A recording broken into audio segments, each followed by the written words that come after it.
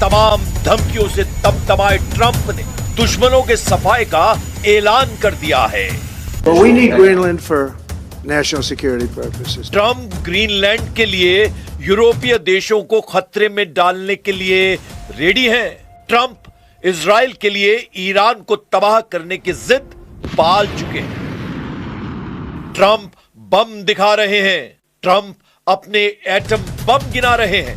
जब ट्रंप की धमकियों से तंग आकर यूरोप के लीडर उन्हें इंटरनेशनल गैंगस्टर कहने लगे, जब ट्रंप की युद्ध वाली सनक पर उन्हें गाली तक दी जाने लगी है, तभी अमेरिका के राष्ट्रपति और सबसे ताकतवर लीडर की जान बाल बाल बची है। ट्रंप के एयरफोर्स वन प्लेन को यू टर्न लेना पड़ा है। यह सबसे भयानक युद्ध की वजह बन सकती है। क्या ट्रंप को छूकर निकल गई मौत?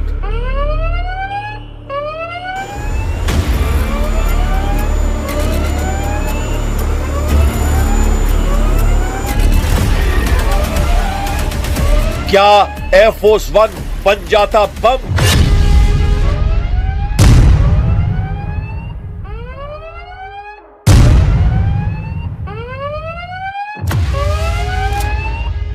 क्यों ट्रंप के प्लेन ने इमरजेंसी यू टर्न लिया?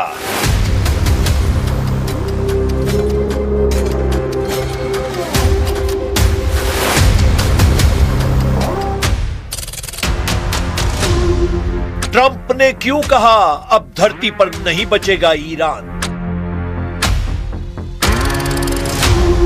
वह हादसा है या विश्व युद्ध भड़काने वाला षड्यंत्र?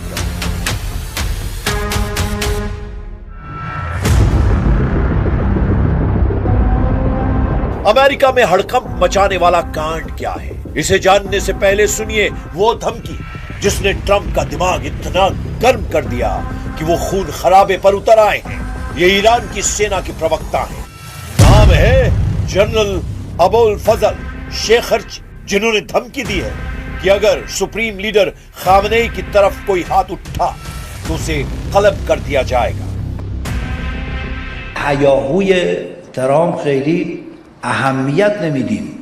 اون میداند که اگر دست تعرضی به سمت رهبر ما دراز بشود نه آن دست را قطع میکنیم، قاطعانه و شجاعانه و شعار هم نیست، بلکه دنیای آنها را به آتش خواهیم کشید، امان را از آنها خواهیم برید، هیچ منطقه امنی رو برای اونها نخواهیم گذاشت. دراز بشود نه آن دست. ईरान के जनरल अपने लीडर के लिए दुश्मनों के हाथ काटने को तैयार हैं। तो क्या ट्रंप जिस हादसे से बाल बाल बचे हैं वो ईरान की साजिश है?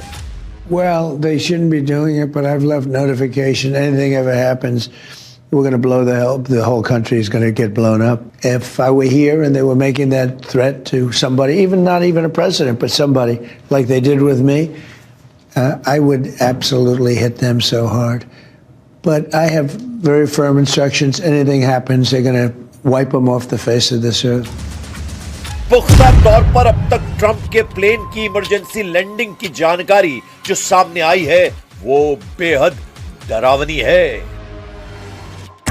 20 जनवरी 2026 joint base Andrews Maryland America. President Trump Davos world economic forum में हिस्सा लेने निकले थे। ट्रंप एयरफोर्स वन प्लेन में सही सलामत सवार हुए। सारी तकनीकी जांच के बाद एयरफोर्स वन उड़ान के लिए रनवे पर दौड़ने लगा। एयरफोर्स वन ने टेक ऑफ भी किया, मगर प्लेन जैसे ही फुल स्विंग में आता इमरजेंसी अलार्म बजने लगा। एयरफोर्स वन में गड़बड़ी को पायलट ने पकड़ा। पायलट ने बेस पर मैसेज भेजा, जिसके बाद पेंटागन से व्हाइट हाउस तक हड़कंप मच गया।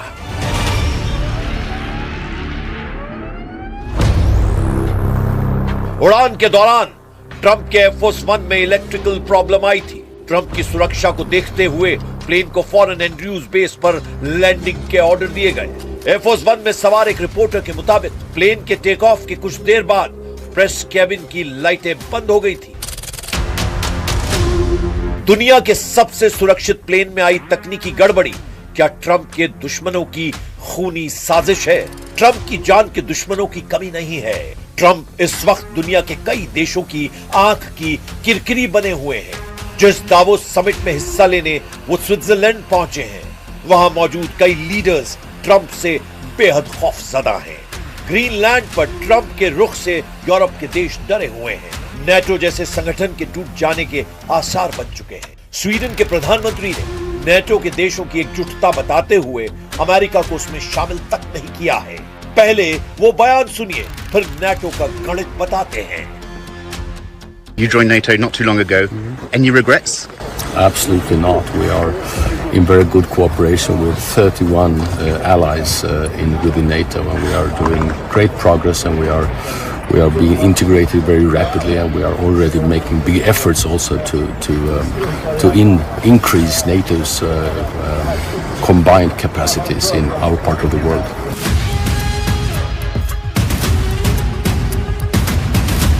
नेटो 32 देशों का सैन्य संगठन है, जबकि स्वीडन के पीएम उसे सिर्फ 31 देशों का संगठन बताने लगे हैं। ये साफ सिग्नल है कि नेटो में अमेरिका की दादागिरी बर्दाश्त के बाहर हो चुकी है, क्योंकि ट्रंप के टैरिफ ने भी यूरोप में कोहराम मचा रखा है। ट्रंप ने ग्रीनलैंड पर टैरिफ का नया हंटर चला दिया है, जिसके विरोध में कनाडा खुलकर उतर आया है। कनाडा के प्रधानमंत्री ने ट्रंप को नेटो के आर्टिकल 5 की याद दिलाई है। On Arctic sovereignty, we stand firmly with Greenland and Denmark and fully support their unique right to determine Greenland's future.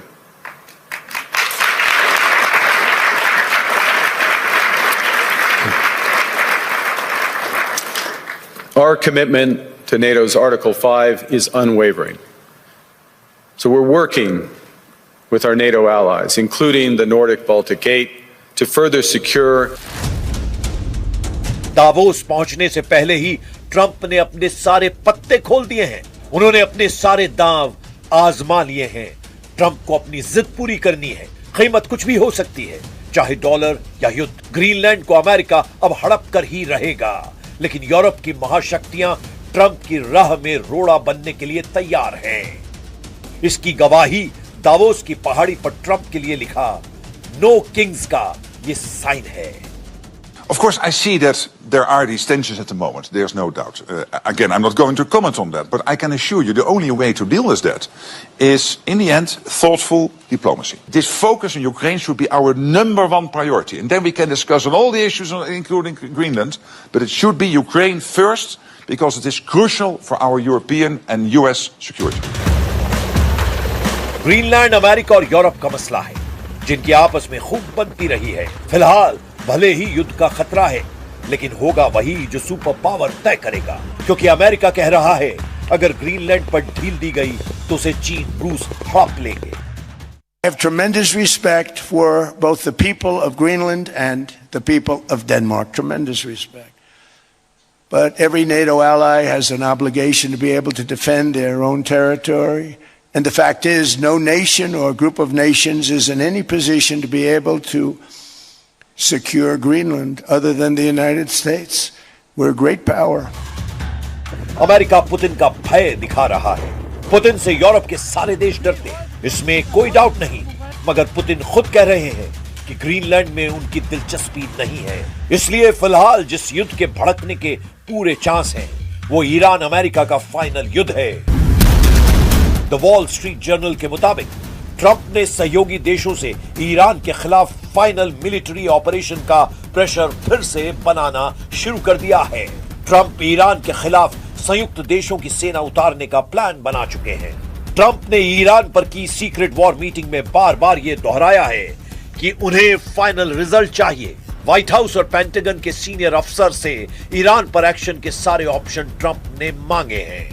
Trump Iran में उथल पुथल मचाने के लिए तैयार हैं। उन्होंने मिशन ईरान में कुछ जरूरी शर्तें भी जोड़ी हैं, जिसके बाद ट्रंप, पेंटागन और व्हाइट हाउस से उन्हें जो सुझाव मिले हैं, उसमें ईरान में मिलिट्री ऑपरेशन का मकसद ईरान की सरकार को गिराना बताया गया है। दूसरे सुझाव में ऑपरेशन का मकसद इस्लामिक रेवोल्यूशनरी गार्ड कॉर्प्स के सैन्य अड्डों पर हमला करना है। ट्रंप को मिले तीसरे सुझाव में सुप्रीम लीडर अली खामनेई को बंकर से किडनैप कर अमेरिका ले जाने का दावा किया गया है, जबकि ट्रंप ने अपना एजेंडा क्लियर करते हुए कहा है कि ईरान से निर्णायक युद्ध शुरू किया जाए।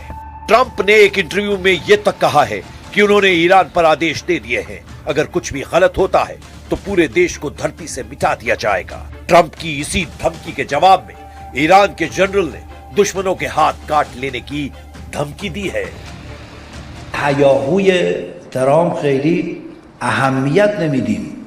اون میداند که اگر دست تعرضی به سمت رهبر ما دراز بشود نه آن دست را قطع میکنیم، قاطعانه و شجاعانه و شعار هم نیست، بلکه دنیای آنها را به آتش خواهیم کشید، امان را از آنها خواهیم برید، هیچ منطقه امنی رو برای اونها نخواهیم گذاشت.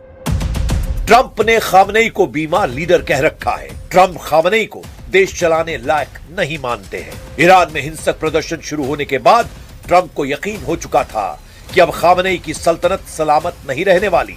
हालांकि ईरान में दंगे को बेरहमी से कंट्रोल कर लिया गया। फिर जब ईरान ने प्रदर्शनकारियों को फांसी पर टांगने का ऐलान किया तो बीच में ट्रंप कूद पड़े। उन्होंने ईरान को धमकी दी कि एक भी फांसी होने पर अमेरिका हमला शुरू कर देगा।